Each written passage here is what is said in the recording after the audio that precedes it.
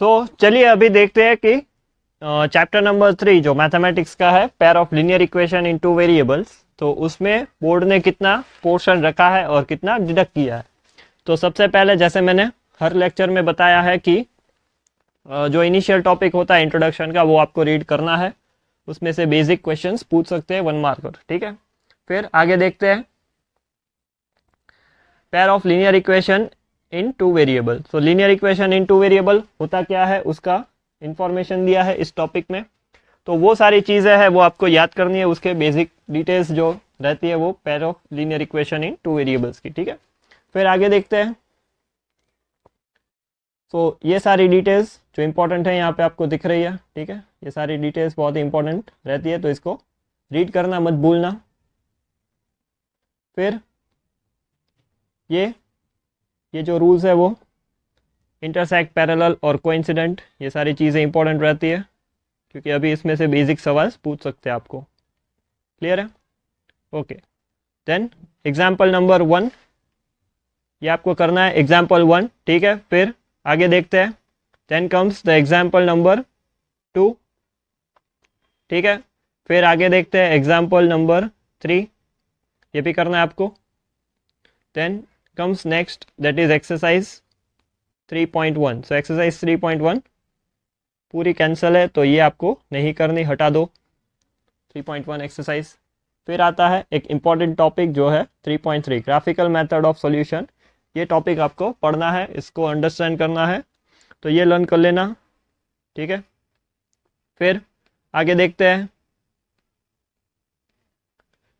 Example number 4। So example number 4 आपको पढ़ना है, लर्न करना है। Then comes the example number 5। So example 5 भी आपको करना है और एग्जाम्पल 6 भी आपको लर्न करना है। तो ये सारी चीज़ें आप मार्क कर लो अपने बुक में या लिख लो, ठीक है। फिर आती है एक्सरसाइज 3.2। सो 3.2 में देखो कितना पोर्शन करना है और कितना नहीं करना है, वो मैं यहाँ पे बता रहा हूँ। तो एक्सरसाइज 3.2 में क्वेश्चन 1 नहीं करना, उसको हटा दो। क्वेश्चन 2 आपको करना है, उसको मार्क कर दो, ठीक है। फिर आगे क्वेश्चन 3 आपको करना है, उसको मार्क कर दो। क्वेश्चन 4 आपको नहीं करना, उसको हटा दो। बढ़िया। फिर आता है क्वेश्चन 5। तो क्वेश्चन 5 आपको करना है और क्वेश्चन 6 और 7 आपको नहीं करना। तो इतनी चीज़ें हैं जो आपको एक्सरसाइज 3.2 में करनी है, ठीक है। फिर आता है topic that is substitution method. तो सब्सटीट्यूशन मेथड काफ़ी आसान रहती है, ठीक है। तो सब्सटीट्यूशन मेथड आपको पढ़नी है पूरी, अच्छे से प्रिपेयर करनी है, ठीक है। तो उसके अंदर जो एग्जाम्पल 7 है वो आपको करना है, बेसिक सा सवाल। फिर आता है एग्जाम्पल नंबर 8। तो एग्जाम्पल 8 आपको करना है।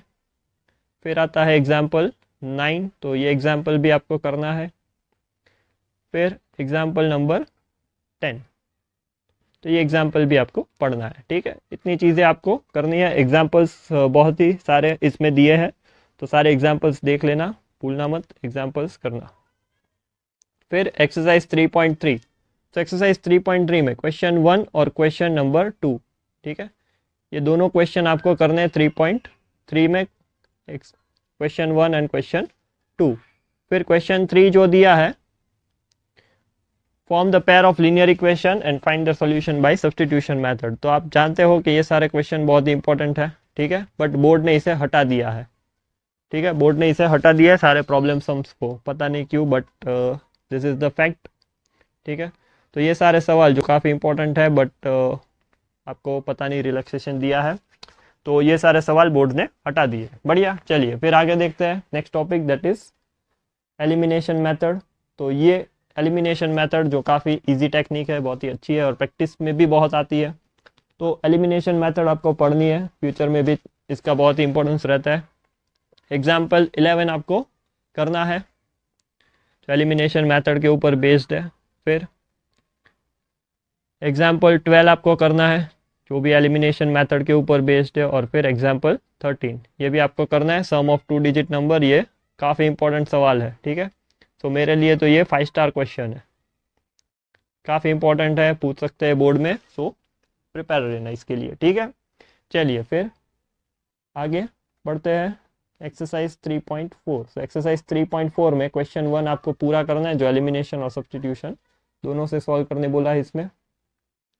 फिर क्वेश्चन नंबर 2 में 5 प्रॉब्लम सम है। जैसा कि आप जानते हो कि ये सारे सम्स बहुत इंपॉर्टेंट रहते हैं, बट बोर्ड ने इसे हटा दिया है, कैंसिल कर दो, ठीक है, कुछ पढ़ना नहीं है ये, ठीक है। But this all are very good questions to be prepared, ठीक है, अच्छे सवाल है, बट हटा दिया है अभी तो। फिर आती है next method, that is cross multiplication method. So cross multiplication method है वो बोर्ड ने पूरी हटा दी है, ठीक है, इसके बारे में कोई भी डिटेल्स आपको लर्न नहीं करनी। सो इसके आगे का जो भी पोर्शन है 3.4.3, ठीक है, बेसिकली मैं बोलूँ तो आपका जो चैप्टर है, ठीक है, वो यहाँ पे ही ख़त्म हो जाएगा इस पेज पे। इसके आगे कोई भी डिटेल्स नहीं है, सब कैंसिल है। सो मैं बता देता हूँ फिर भी। 3.4.3 पूरा टॉपिक कैंसिल है। फिर उसके रिलेटेड जो भी सारे क्वेश्चंस है, एग्जाम्पल्स है, वो भी सारे आपको नहीं करने, ठीक है। सो एग्जाम्पल 14 कैंसिल, ठीक है। फिर एग्जाम्पल 15 ये भी कैंसिल है। फिर एग्जाम्पल 16 ये भी कैंसिल है। फिर एक्सरसाइज में जो क्वेश्चंस दिए, ठीक है, 3.5 एक्सरसाइज 3.5 ये भी कैंसिल है। इसमें फर्स्ट क्वेश्चन, सेकंड, फिर थर्ड, फोर्थ, जो भी सारे क्वेश्चन है, कोई भी क्वेश्चन आपको नहीं करना, जैसे कि मैंने पहले बताया।